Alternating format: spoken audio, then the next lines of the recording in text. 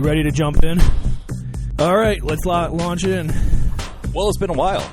It's been a long while since we've sat down into the same room and done a podcast. I would venture to say, well, let's see, last year was 2022. I would venture to say 2021. I would go as far as saying that we probably didn't see each other since then. And I think the last time that the one came out was in October. So later on in the year of 2021. So a lot has passed. Yes. It has been a So you haven't posted a podcast since then? No. Oh, wow. No. So people are going to be surprised. Yeah. Oh, no. Yeah. Do we even have a fan base anymore? Believe it or not, there's still quite a few people that will hit on the videos as far as the broadcast, watching the streams. Well, you still post live. videos, though. Yes.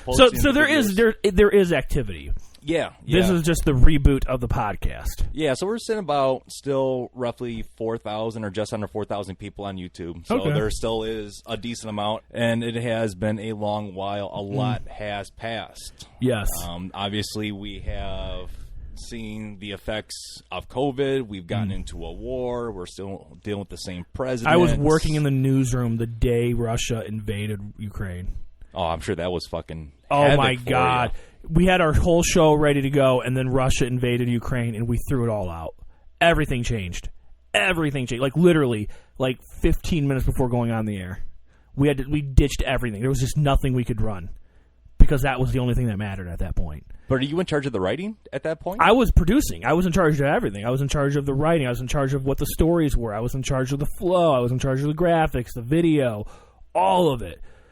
All of it, and everything we had to throw out the window. How many people did you have working for you?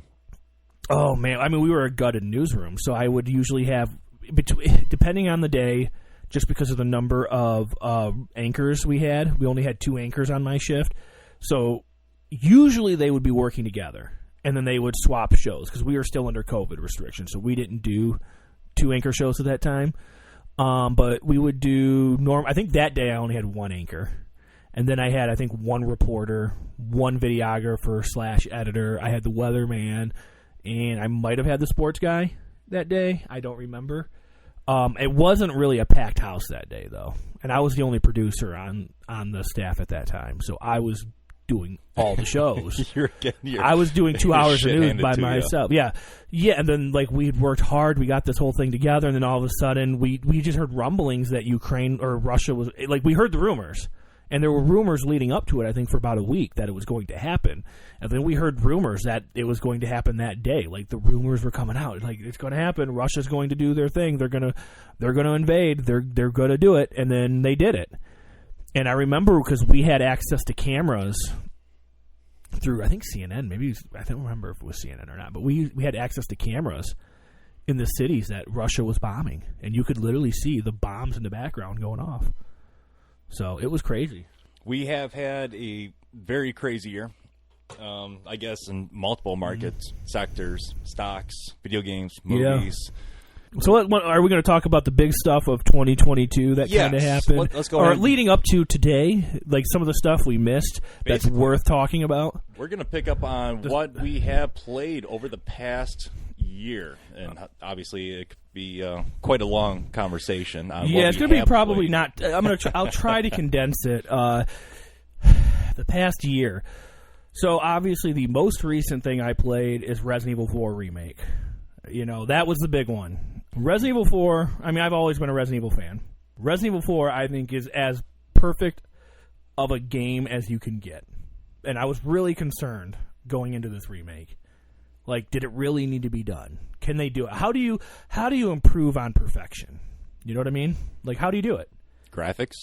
To me, it's a lose-lose situation for them. If all they do is upgrade the graphics, it'll be the same game and it'll be fine, It's right? going to be the same story. It's going to have the same levels, but it would be layout. kind of underwhelming, wouldn't it? That's it. That's what you do for a remake. On the flip side, if you go too far away from the original, then you're kind of disappointed, But man, I felt like they nailed it. They nailed it. They modernized the original. They modernized Resident Evil 4. It feels fresh but familiar. They nailed it. It's awesome. The Harry Potter game a couple of months ago. Hogwarts Legacy. Yeah, it was all right. I liked it. I thought it was. I feel like it was a good game. I feel like there's more to do with that. and they have a really good foundation, and I hope they do a sequel and they really build upon what they've done. Man, I actually did play a lot of stuff over the past year. Because I got a PlayStation 5. I got Horizon Forbidden West. Really enjoyed that a lot. I thought that was really good. God of War Ragnarok. I like that. That was a good game, I think. So I think I've had a pretty solid past year of gaming, believe it or not. Probably the most solid year of gaming I've had in years. I have Metroid Prime Remaster sitting around. I still have to get around to as well. Zelda's out in a couple weeks. Yes, it is. I mean, generally speaking, the past year has been a really good game year. A Plague's Tale Requiem, really good. I like that a lot. I mean, just a really solid year. Finally played through The Last of Us Part 1, so now I can go to Part 2. Again, really solid quality year of gaming. What about you? Well, it's been more or less pretty standard. You know, it's kind of stupid to think. To recap the past year, what have I played? And looking at the list of games, obviously going through the seasons of Fortnite, Halo Infinite, dabbling with some Minecraft, touching on Forza Horizon 5. Did pick back up on... Forza Horizon 5 was really good. I wish enjoy I that could have game. Invested more time into it, and I will. I'm not on Game Pass right now, just because I haven't been playing my Xbox lately. But when I come back around to it, I'm going to definitely pick that back up. I like the Forza Horizon series a lot better than I do the Motorsport. As you know, the years are going on, just a lot more customizable. You know, it's a very big open world thing. But Forza Horizon is more arcadey. I've just steered away from that over the years. It was cool to do in the Gran Turismo games on the PlayStation 2, but as games get further along, I just don't see myself playing a lot of racing games anymore. Yeah. And it's really a bummer, but at that same point in time, other games that have been picked up on that is a really old game is the original Doom from back in the 90s. Yeah. And a classic. Yes, it is a classic, playing through all the episodes and all the missions and grinding on that. And then Rage 2, Halo Wars 2, State of Decay 2, Juggernaut Edition, Diablo Immortal. Even on the phone, I've been playing that, not too much on the PC. But I did get a chance to also play the open beta for Diablo 4. But in the past year of gaming, that has wrapped it up. That's how sad and pathetic it has been, because I have not had a chance to put a lot of time into the games. Man, here I am actually having time to play games. It happened a pretty solid year of games. It's good, though. Prior to that, I just never felt like I had time or the motivation to do it. But, man, I just feel like the past year there's just been so much good stuff. There's been so much good stuff the past year that you're, literally picking and choosing amongst the good stuff to play. You know what I mean? I will agree with you with that, because we did go into COVID 2020, where everything shut right down. 2021, everything's starting to ramp back up, and we're still feeling the effects of it throughout 2022. But now we're starting to get into expos and stuff that's going to be now in person that hasn't been in person in a long time. Game developers are finally starting to not delay games, but starting to release the games that have already been delayed for years. So it is good that we are able to, pick and choose. There's just so much stuff, and it's crazy. My Nintendo Switch, I haven't even touched in a year. I was going to ask on if you touch any kind of Nintendo titles besides stuff like Zelda. No, I haven't. I've been so wrapped up in my PlayStation and my Xbox, I don't have time, and I'm going to be honest, I feel like Nintendo's been skimping out on their content, up until recently. I mean, when did Metroid Dread come out? Because I played through that. Was that last year? Shit. No, I want to say that was 2021. It might have been That was, I think, the last game I played on my Switch. That, or my brother, I think, might have sent me the Pokemon Legend game, the Arceus. I don't know if that was before or after Dread. But, I've been so wrapped up in just PlayStation and Xbox and Nintendo. You can tell the Switch is kind of coming to its closure, and their release is showing it. But when Zelda comes out, I'll go snatch up a copy of that, and I'll obviously reboot it and get my Nintendo Switch up to where it needs to be. brush off the dust on it and play it a little bit. But yeah, everything. It's been a really solid year for games. I think we're seeing a really good year for gaming. I don't think that Nintendo's going to be doing very good when it comes to what else is going to be coming out for the Switch until they do finally release something else. I agree. I think Zelda. I mean, I think they'll release more games. I think we're still getting Pikmin 4. I wouldn't be surprised if we get some other stuff. But I feel like Zelda is going to be the exclamation point. You know, I think we're going to be walking out. I think after Zelda's out, now we're on the top. Now we're kind of on that pathway for whatever the Switch 2 is. Does that make sense? It does. Yeah. I think that I wouldn't be surprised if they start really. I think they're going to do a similar. This is speculation. I haven't really read anything on this, but I actually think Nintendo is going to do kind of what Sony and Microsoft do, in the sense that they'll release patches and stuff to do up next gen versions of their games. And I think Zelda will be the first one they launch a patch with day one, so that you can play in next gen version of their new Zelda. Actually, I wouldn't be surprised if they do it with Breath of the Wild as well. But I think they'll do it for both of them. But yeah, I think we're going to see. I think a lot of the rumors say towards the end of the year we could actually see the Switch 2 at the end of the year. If not at the end of this year, then maybe the beginning of next, around March. So I think we're on the trajectory for the Switch 2. I think we will see. I think it will be unveiled by the end of the summer at least. And I wouldn't be surprised if we do see it before the holiday season or in March next year. So I think we need to get some kind of talks going on with a new Nintendo product. It's got to happen. The Switch is still selling really well. It really is selling well. And I think that's why you're going to see more cross-gen with them, because I think just like Sony had, where they couldn't get enough PlayStation 5s made because of COVID, so they kept supporting the PS4. I think you're going to see something similar with Nintendo with the original Switch and whatever the Switch 2 is, just because I think the original Switch is selling so well still, and there's going to be such a fan base going into the Switch 2 that they can't alienate the new buyers of the new Switch. That's just my prediction. I think that's what we'll see with them. For Nintendo, while we're talking about them, within the last month, they did close down the Nintendo eShop for the 3DS and also the Wii U. No, not shocked. Not shocked at all. How long has that Wii U been around? 2011? I mean, it chugged along. I mean, I can't believe people were still using it. Yeah, they were. There were people hanging on to it. Nintendo has a hardcore fan base, and within that hardcore fan base is an even more hardcore fan base. So there were people still on it. So yeah, I'm not surprised. Within this past year, we did see that Microsoft, and of course this hasn't been officially done, but they want to acquire Blizzard for $68, almost $69 billion. This, I think, is one of the biggest news of the news Holy of the year. Shit! That's a lot of money. This is, I think, really big. I think this is bigger. I think it's big because they've already acquired Bethesda. Obviously, Sony's done everything they can to block this. They've been fighting everywhere, all over the world, to get the boards that greenlight it to block it. It looks like Sony's failing. And in fact, it looked like they sent Sony representatives to Washington to fight against the merger or the purchase. And they got chewed out because they're like, you guys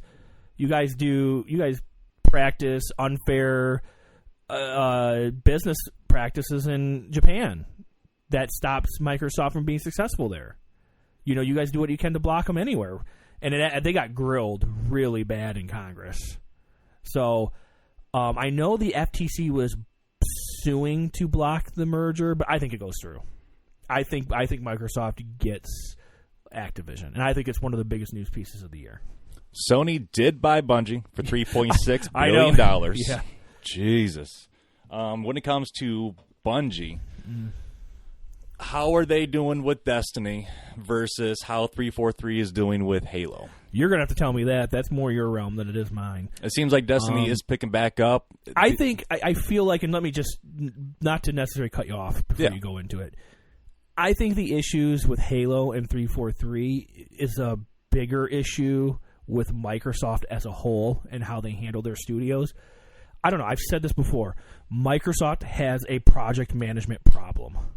They're having hard... They can have all the studios in the world, but for some reason, when they bring these studios in, they can't get these studios to produce games at a reasonable pace at the quality necessary. But something's not working. You know, a lot of their studios are just having a really hard time pumping games out at the rate they need to be. Like, Microsoft should have it with the number of studios they have. They should have a major title every month ready to go, pretty much. You know, like they should be high quality, high caliber titles, and they do not release them at a pace. What happened with Halo? Reading about it, it sounds like they're just ruining that franchise. I don't even know. Like they've got to revamp that whole studio from the ground up. It sounds like they need to abandon Halo Infinite and just do something new. They need to start over. They need to start fresh. They need to reinvigorate Halo in the way God of War was reinvigorated, because it isn't working. It just isn't working. And whatever they're doing, they're going to milk. I mean, they're just going to wring these franchises dry. You know, they got to grow. Gears of War grew, and it's got to keep growing. But they need to they got to get some people in there that know how to project manage. It's good to take a healthy break like Gears of War. They take healthy breaks throughout the course of the franchise. Something like Assassin's Creed, no. They started to release something every single year, and I think that's where it really killed them. With a game like Halo Infinite, you can have a game out for a while, but you're having these seasons come out. What's going to change from season to season? You have different events, different updates. It's cool, but then how many other games now, which are a lot of games that are doing seasons or battle passes, or it's coming down to the point, I believe, what game is going to be offering the more bang for your buck if you have to pay for one of these seasons in order to play it. It does suck. It's funny that we talked about it because Joseph Satin is leaving Xbox, and he was the head creative guy in Halo Infinite, and also the cinematic director on the first 3 Halo games. So you got somebody like that who is leaving. There's no reasons why he's leaving. There's no reasons if he's going somewhere else. I believe 343 knows that Halo is in trouble. They were wanting to not release Season 3 and stay in Season 2 for a while and have different events just because it has been doing so poorly. I'm going to be honest, and this, again, you play more of the multiplayer stuff than I do. I think Halo is a dinosaur trying to stay relevant. I don't know if it's working like they want it to because of that. I'm not sure the best route to go, but what they're doing isn't working. I like the idea of them doing a major release for a generation. I think that's beneficial, but when you release that one game for the generation, it needs to be a game that's memorable, and it sounds like Halo Infinite is memorable for all the wrong reasons. I played a little bit of it, and it feels like it was just Halo. Like, what's new? You know what I mean? Like, you're giving us the same Halo game you've made for years. It's got to evolve. They've got to get new people into that studio. If Halo is going to be their franchise going forward, I feel like Halo's not even their big franchise anymore. I feel like, Gears of War has moved on to be a bigger franchise and a more important franchise. I feel like Forza has moved on to be a more important franchise. I feel like Halo is stuck in 2009, and they're trying to find ways to force modern ideas into it, and it isn't working. When the reality is they need to renovate from the top down. They need a makeover. They need to get away from whatever they're doing with Halo, and they need to just come back with a fresh mind, fresh people, with new ideas that do something different.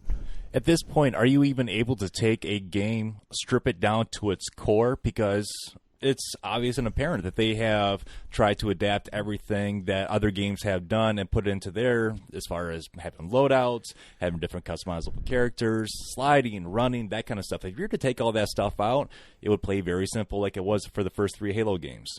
You're not going to get that much more appeal because now the modern gamer, they're looking for all that stuff because every other game out there has that. I think you got to get new people in. You need to get new people in. You need to get people that are at the top that are going to let those new people do new things. Instead of trying to give people what they think they want, you got to give them stuff they don't know they want, And Halo was their flagship franchise. And the only way a flagship franchise can stay relevant is if it's constantly evolving and innovating.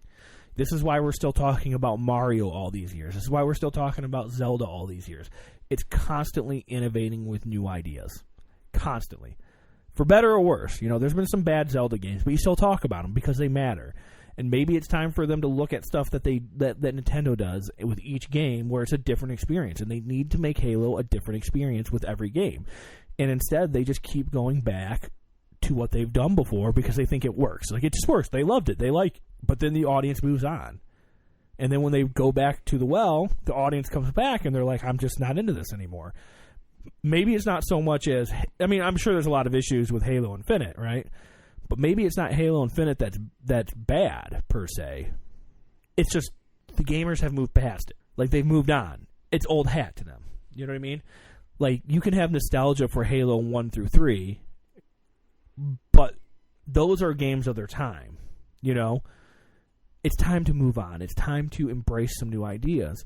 And maybe that's something that Microsoft should do. I think that, you know, and again, Microsoft has a wider issue with project management with their gaming studios. I mean, how long have they been working on Perfect Dark for at this point? Oh, God, I couldn't even tell you. Exactly. They've got so many games in Fable they've been working on. It's like, why are you... Does Fable even really have value as a title anymore? I mean, these are such niche projects in the scope, you know, like, does anyone really care about Fable? Fable was always underwhelming. It never really... It was a product of its time. I honestly think Microsoft needs to focus on creating new, exciting IPs. I really do. I think Sony has done an excellent job over the past couple of generations introducing exciting IPs and that bring people back. I do. And then they move on from old IPs. You know what I mean? Like, you get people saying, well, I want a Jak and Dexter 4 and blah, blah, blah. It's like, why? Like, you may want it until you get it, and then it's not what you want. You know what I mean? And I'm not saying they won't ever go back to those games, but, like, what do they realistically get? You know what I mean? By going back to them at this point. Because they just keep creating new IPs, and people love them. You know, and I think that's really important. I think Microsoft should do that. I think they need to kind of get away from this. They need to reestablish the Xbox brand and what it really means. You know, what kind of games you're going to get. What is the experience really going to be? And I think they need to kind of, for a company that wants to associate itself with Nintendo so closely, I think they need to kind of take in some of their ideas in how to approach gameplay. You know, you did a lot of talking in comparison to other games, and the games that you were pointing out is, I could see those games having a lot more of a single-player campaign feel, or at least they're being developed just for that single player or just for that campaign. And then you're starting to add in something like Halo now. The further we get into the franchise, the more the multiplayer obviously is going to come into play. But if you're going to focus more on the multiplayer, like how Call of Duty would just have something come out that is Warzone, there's going to be no campaign, multiplayer I'll only. say something controversial here. Sure, go ahead. I think single-player campaigns have made a huge comeback in the past year or two. I think that Microsoft should just separate, if they really want to do, I'm going to say this, I know there's going to be people angry with it. I think Halo, they should focus more on a single-player adventure. I don't think they should worry about multiplayer anymore. I know in their mind Halo was built on multiplayer, but they're not able to compete in the multiplayer realm. You know what I mean? Right now, Fortnite's killing them. You know, you got Apex Legends, Overwatch. These are the games they're going to.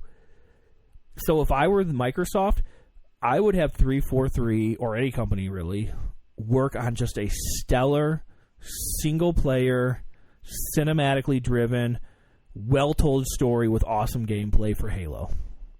And then if you want to do Halo multiplayer, do it as a separate thing.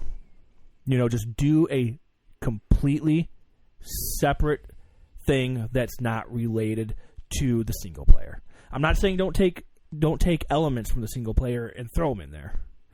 I'm saying focus on making the Halo single player branding the best it can be. because I think that's where the money is right now. I really do.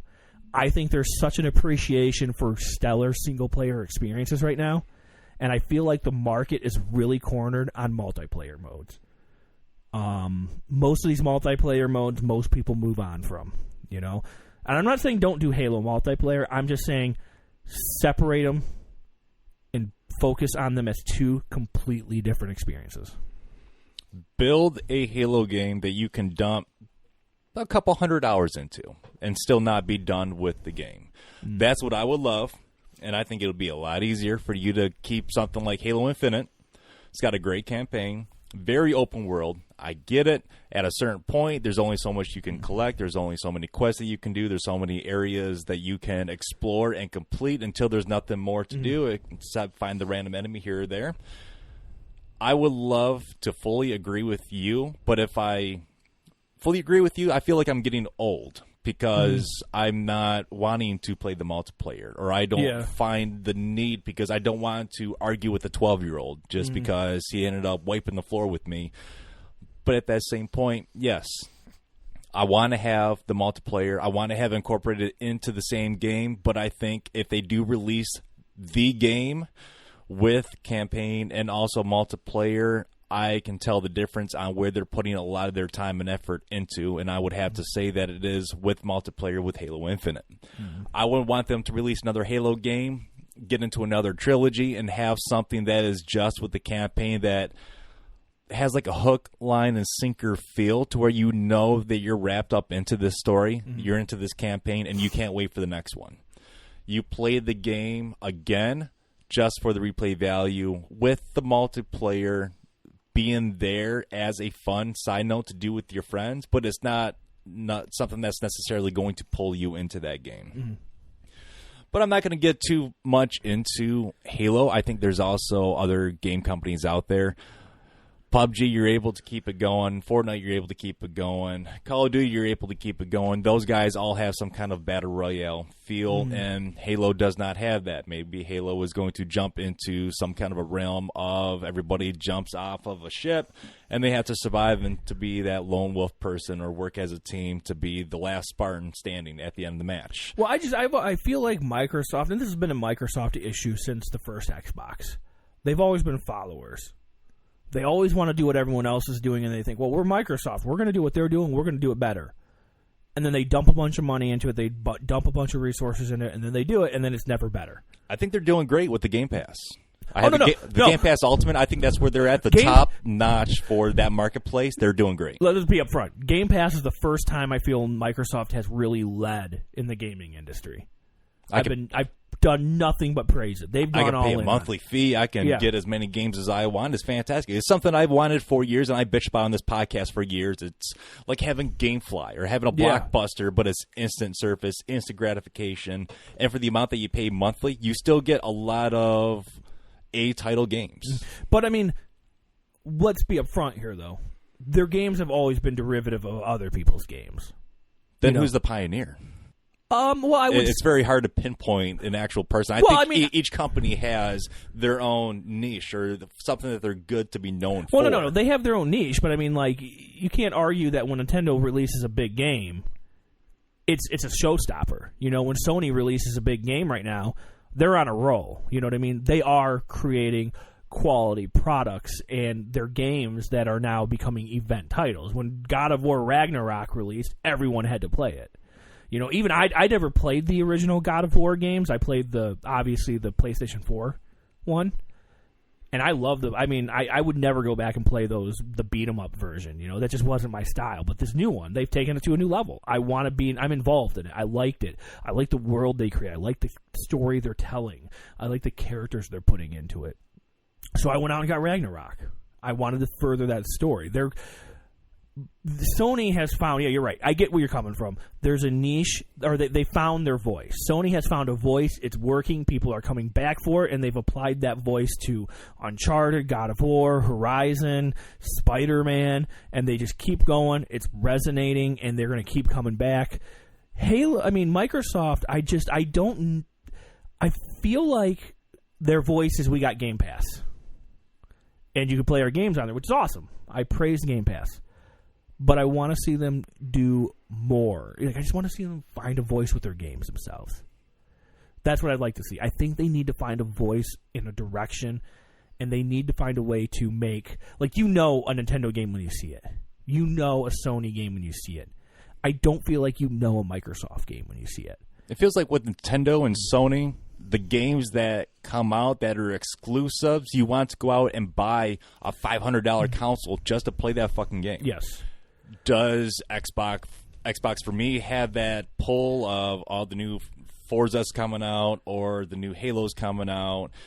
It's an exclusive. Is that a reason for me to go out and pay that much money? No. Well, and it's not a jab at Microsoft. I think they're releasing really good hardware. They just need to find that they got to find their voice with their games. They've fallen behind over the years. I feel like, I don't know.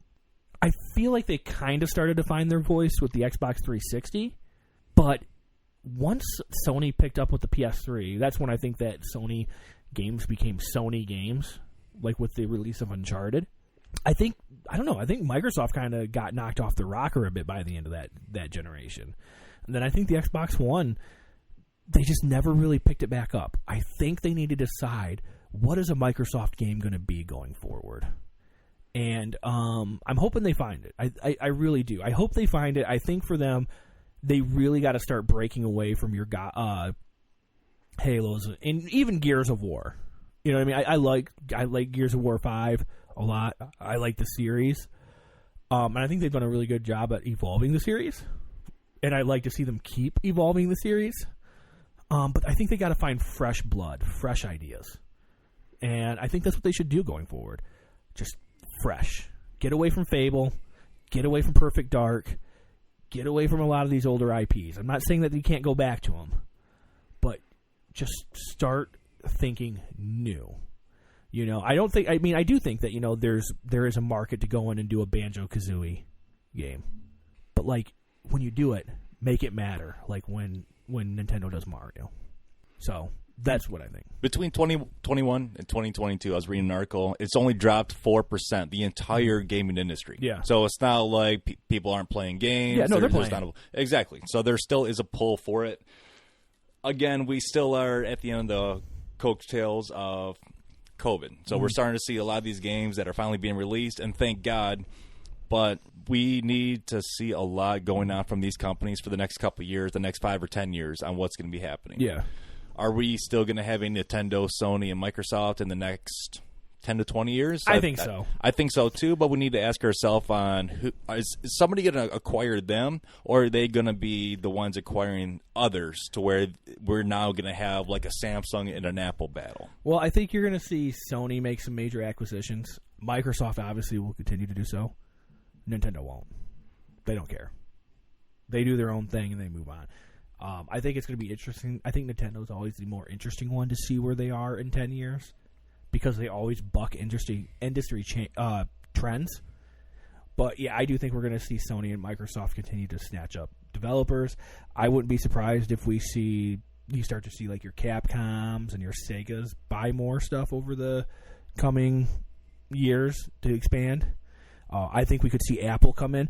There's been rumors for a while that Apple's been interested in buying the Xbox division from Microsoft. I mean, maybe that's something that does happen. I mean, it's hard to say. We could see Apple jump in and finally take gaming serious. They might. They very well might.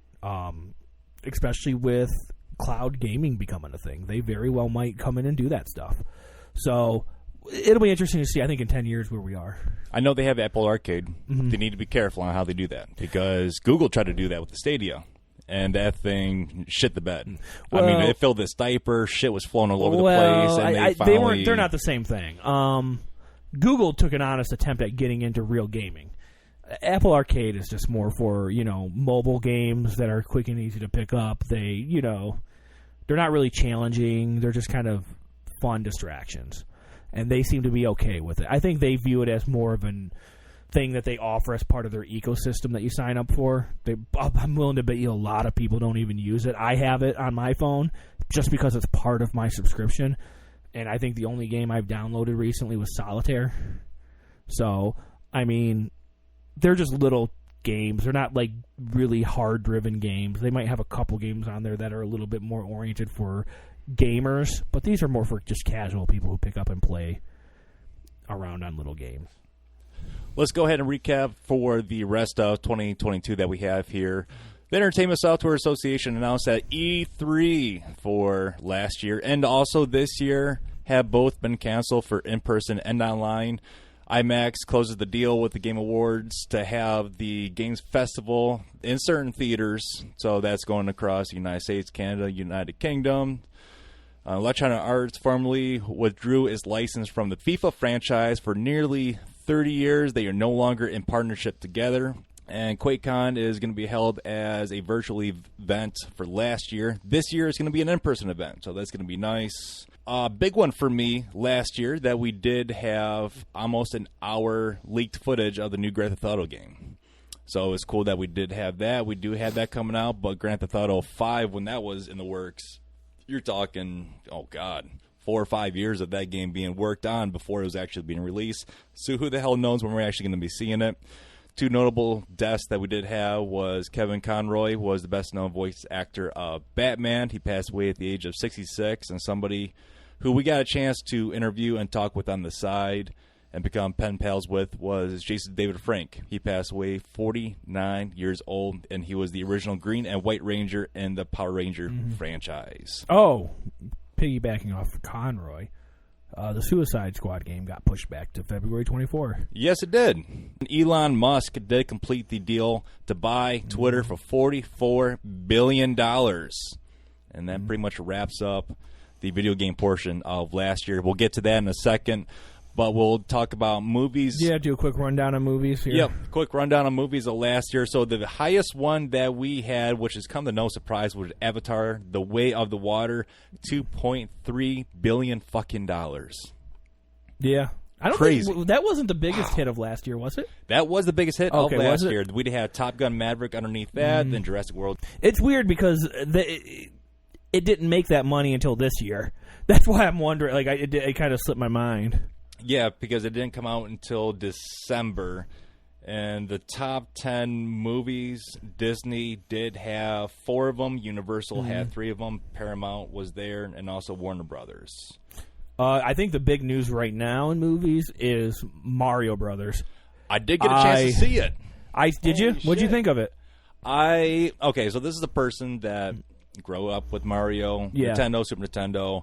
So I didn't need the movie. I didn't need to know the origin story because I knew they were plumbers. So being somebody who's in their 30s. Mind you, Mario and Luigi being plumbers doesn't really even matter in the Mario universe anymore. They just are there. Yes. I kind of feel the same way. I didn't need to see the Mario fam. I feel like they could have just made a Mario movie without an origin story.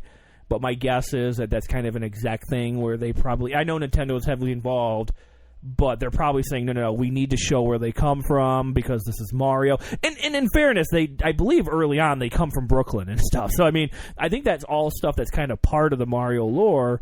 It's just that the Mario lore just never really mattered. So I get why they did it.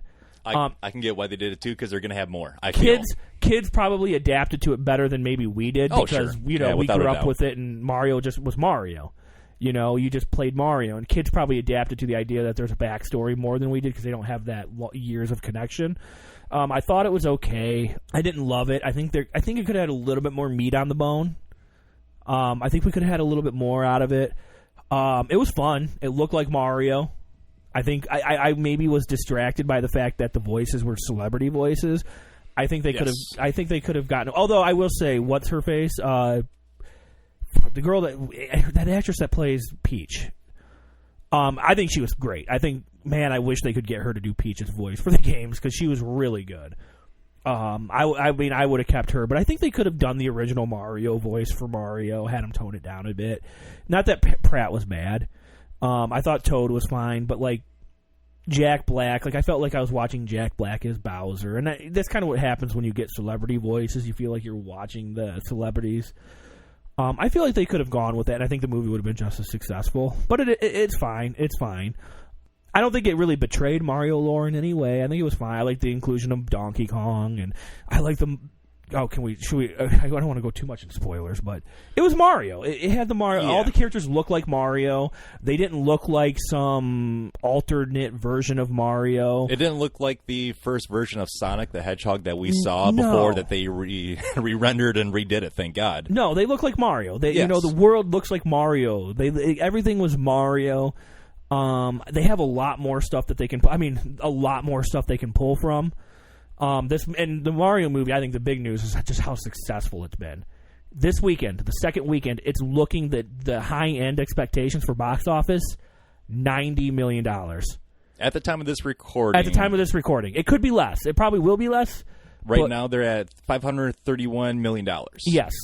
The thought process, I think you'll probably see around $85 million for the second weekend. This is the second weekend. That's more than Sonic 2's first weekend.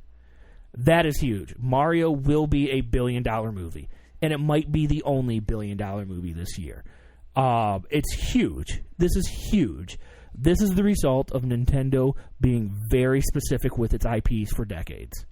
To put it in some kind of context, Frozen 2 back in 2019, it has surpassed that. Yes. So that was $375 million, and again, we're at $531, and the movie is still out and is still going strong. Yes, this movie will be a billion-dollar picture at this point. It's looking like it's going to break the billion-dollar record. To break the billion-dollar ceiling, not the record, but it might actually fall into a record. That just shows just how much this movie is connecting. Even though I think there's some issues with it, I think it's a perfectly fine movie. It's a fun family movie. It looks good. It's an Illumination movie. Did you see it in 3D? No, I'm not going to watch the fucking movie in 3D. What the heck do you think I am? No, I saw it in the Dolby Cinema, so I saw it in 4K, and it was gorgeous. It was a really good-looking movie. If Nintendo wants, they have a lot of stuff they can do. I think they can do a Luigi's Mansion movie based off this. I think they will. Obviously, they're going to do Mario Brothers 2.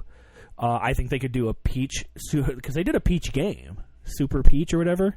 I think they could do a Peach movie. I think they've got so much stuff they can build off of just like the games. I think they could do a Mario Kart-oriented movie if they wanted to after this. I really think they have a lot they can work with here. They've got a franchise here with just Mario alone. They could do Donkey Kong. They could do a lot. They can do Bowser. They can do Toad. They can do so much, and that's because Mushroom Kingdom. That's because Nintendo has just done so much with the franchise over the years that there's just so much groundwork laid on what they can do. So this is huge. It's huge. I believe this was Pandora's box. They finally opened it. Yeah. And that's why they had to do the origin story for people like us that's grown up with it. It doesn't make a lot of sense. But if you look further on into it, another 3 years, I can see another movie coming out. I wouldn't. I'm surprised they haven't announced it yet. Give it time. I wouldn't be surprised if by the end of next week we hear that they're doing Super Mario Brothers 2. Here's the thing: is they got a lot of room they can go with. They can bring in Bowser Jr. They can, they could bring in the Koopalings. Was that what the Koopalings, the Koopa Kids? They've got so many options they can go into. They could bring in some aspects of Mario 2 with the I can't remember the villain's name. The Frog King? Is that what King Frog? I don't remember his name. Like Birdo. They can just bring in so many different aspects because there's just so much history. Did we even see Wario in that movie? No, they could do Wario and Luigi. They got so many different aspects. They could do. They had a little bit of Mario Odyssey in there. They had so many different aspects in it, and they have so much they can pull from for so many years, so many games. And like I said, I wouldn't be surprised if we hear them doing Luigi's Mansion. I think that to me, Luigi's Mansion and Mario Brothers 2 would be the announcements I'd be making right away. As long as you get a lot of these actors back willing to come in and play these voices for a couple days, you could do that easily. So, real big success. I think the other big news story of the year so far that's worth talking about, I think there's two that are kind of joined at the hip in some ways. The first one being is Ant-Man and the Wasp, Quantumanium, underperformed. And by underperforming, it looks like it's not going to be profitable because it heavily featured Kang, who is the major bad guy of this part of the story. There's been a bit of a trend in the past couple of years, and everyone thought it was due to COVID, but there's a bit of a trend where people thought, okay, well, maybe people are losing their interest in comic book movies. And the last I heard, and this is we're a little bit of ways out from Guardians 3. That comes out in early May. And everything changes, you know that. Everything evolves. But right now, it's projected to make less than $100 million on opening weekend. Are people confused by all the movies on which direction to go? How do you watch them? What universe are they taking? It's weird because I think to some degree, I think the concept of Kang and the multiverse is a little too abstract for the audience. And I think that's a big problem. And how do you sell it? You had Ant-Man beat Kang. Kang's your big villain, and you had Ant-Man beat him. Like, he beat him. And you're arguing, well, there's more of them, so they got to keep fighting him. And it's like, well, yeah, but he's going to keep losing. You know? Like, he can't win. If he can't beat Ant-Man, then what does it matter, you know? I think it really depends on how you tell it, and I'm going to go ahead and throw in a Batman reference here. Okay, so Gotham City, they have a very big jail, but they have a very bad security problem because someone like the Joker, they can lock him up. 24 hours later, boom, he's fucking out. Yeah, but the Joker doesn't die. Exactly, but it also depends on how you tell the story. And usually the Joker ends up doing something horrible when Batman catches him. Before Batman catches him. So there's other... Kang, I don't think he was a very strong villain, and then at the end of the movie you have him die. But there's other things that you can do before you even go ahead and have that big of a jump, unless you're just wanting to kill off the Ant-Man movies, or at least throw Ant-Man into different movies underneath the Marvel name. Well, yeah, but you've already... the bloom is off the rose when you have... What I'm saying is, your big bad guy, the guy that's supposed to be the next Thanos that you build your story around, when you have your C-tier superhero Ant-Man beat him, the bloom is off the rose. They did it about it in the wrong way. You know, like, imagine if you're... Like, let's use a wrestling company, right? Let's say you have your guy Brock Lesnar, and he's supposed to be the guy that, you know, you're going to build everything around, and you're going to build him up to be this big bad guy to be beaten by the hero, right? And then in his first match, he loses to your undercard guy that can't even win your mid-card title. Does the audience really look at Brock Lesnar as a guy as a threat? No. Okay. Not one bit. Now, you could say, well, there's more Kangs. He's a multiverse character. You know, they keep coming back. But that's what I'm trying to get back to. This is just a really abstract thought. You know what I mean? Like, I don't think it's going to resonate with the audience as much. And I think the other problem is, I think Endgame was such a exclamation point to a decade-long story that I think the audience kind of just like, okay, I got the story. We're done. Time for me to move on. You know, I'm going to compare it to The Mandalorian recently. I've been reading that The Mandalorian Season 3 viewership is down big time. Very much so. And I'm like, well, yeah, that's because the story ended at the end of Season 2. The story you hooked the audience in with ended. Wasn't it technically supposed to end as Season 1? Only one season? No. But then they wanted to have a Season 2? Well, Favreau said that there's no ending planned. Like, they don't have an end goal in mind. You can keep anything going as long as you fucking want. Yes. But the story ended. You know, the whole thing was that you were supposed to get Grogu with one of his kind. And then you ended it with Luke Skywalker coming in with this really great moment. You know? It was a huge moment, and everyone talked about it, and you felt a sense of finality with it. It was a great moment. It was probably one of the best moments in a Star Wars related content. And I think the audience, you know, you gave closure to the audience on something, you know, and they were good. Like, I don't need any more. And now you're opening the coffin back up? Yeah, now it's back up, and it's like, well, but the story ended. Like, what's the story now? Is there a story? I watched the first episode, and I just haven't come back to watch Mandalorian since then, because it's like, I'm just not motivated to. You know, I've seen it. I've seen the ending. Like, how are you going to top that moment with Luke Skywalker? That was just the perfect ending to the story. You know, you found a way to make that story end in a special way. And I don't know.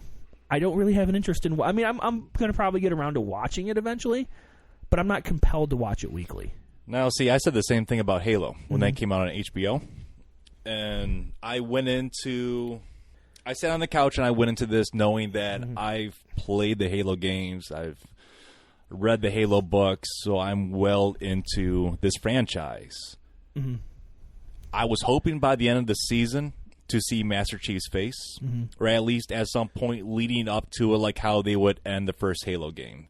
Camera pans out, He takes off his helmet, but you don't really see his face. So don't they show his face in like the first first fucking episode? So I'm just like, you've got to be fucking me.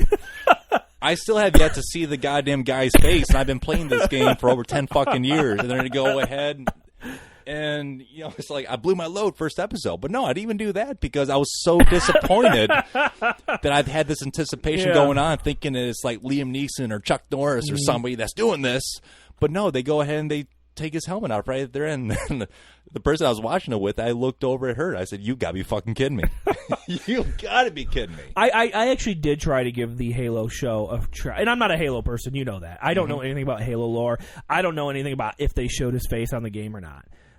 I turned it off when I saw Master Chief walking, because it just looked like RoboCop walking to me, and I was like, "This is a really awkward movement."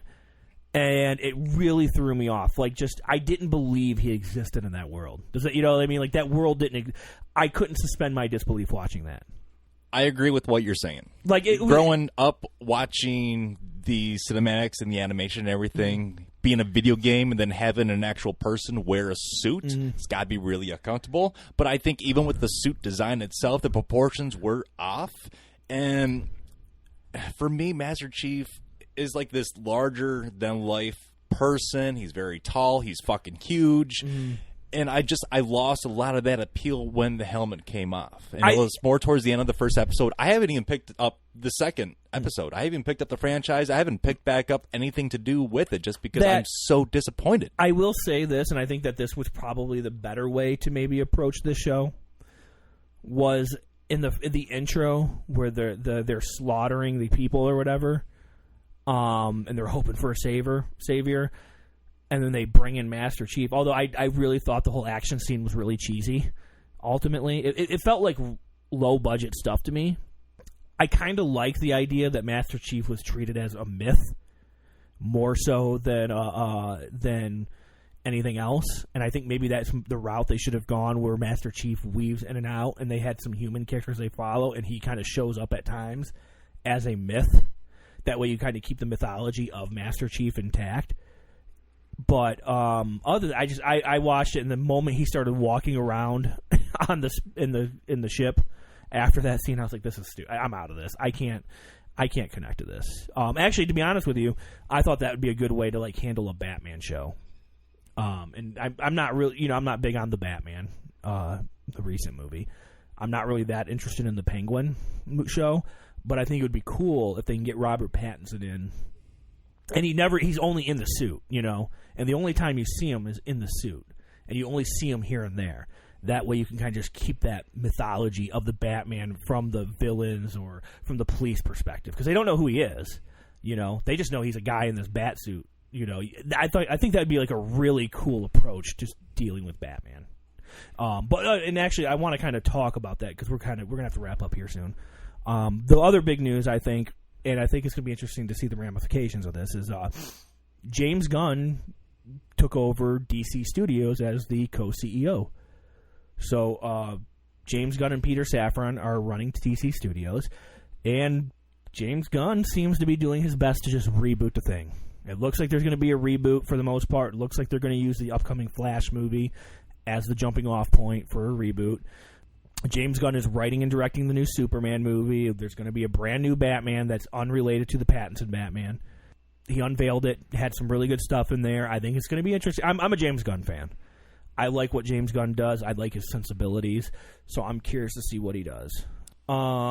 He's done a lot. I think he's done like a lot of cheesy low-end stuff. Hold on. But his big break was the Guardians of the Galaxy. Oh, in terms of games, he wrote the Lollipop Chainsaw game. So he did do that, but directing, he did the Peacemaker show. He did a lot of the directing for that. He did Guardians of the Galaxy. Did you ever see The Suicide Squad? No. That's worth watching. That was awesome. That, honestly, one of DC's best movies. He did the movie Super back in 2010, which is about a guy that pretends to be a superhero. Slither. Oh, and then he actually did write the screenplay for Scooby-Doo 2 and Dawn of the Dead, the remake. So in the early 2000s, he was primarily a writer, and then he did some Trauma stuff in the mid-90s. Then the Guardians was the big break for him. His Guardians was the big break for him. But I like his sensibility. He does a really good job at kind of melding comedy with sentimentality, and he does a really good job at balancing it. I still think The Suicide Squad is one of the better comic book movies in years. I don't know how I feel about him tackling Superman. I'm not sure he's the right choice for it, but I'm open-minded because I like his work. I think he's really smart when it comes to crafting screenplays and concepts and all that stuff.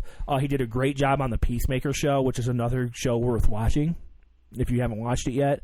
And actually, you got to watch the Suicide Squad beforehand because it kind of leads into it. I think I think he's the right guy to lead DC. I think he's going to understand the good stuff that needs to be out there, the characters that you need to focus on. Like, you need to have your Batman, you need to have your Superman, you need to have your Wonder Woman. But I think he's going to find some of that offbeat stuff that people aren't going to expect. And I think it's going to be stuff that people like. So I think he's the right choice for it. I'm just curious to see where comic book movies are going to be by the time this stuff comes out. Is it going to matter? Is it an uphill battle for him? Who knows? So I think that's something to watch. I think that the general public, they're getting a little bit tired and probably a little bit confused, too. We got to keep in mind something I think we need to... And Black Adam underperformed greatly, bombed. Shazam bombed. And Ant-Man wasn't profitable. Guardians, right now, it could be different when it comes out. It could be a huge success. It's looking to underperform. The Flash comes out in a couple months. If the Guardians and the Flash don't perform well, then I think there needs to be a real discussion that I think the general public has kind of hit comic book fatigue. Because this has been going on for almost 25 years. Right. And they might have finally hit that. That's not to say that there won't be successful comic book movies. I think there will be.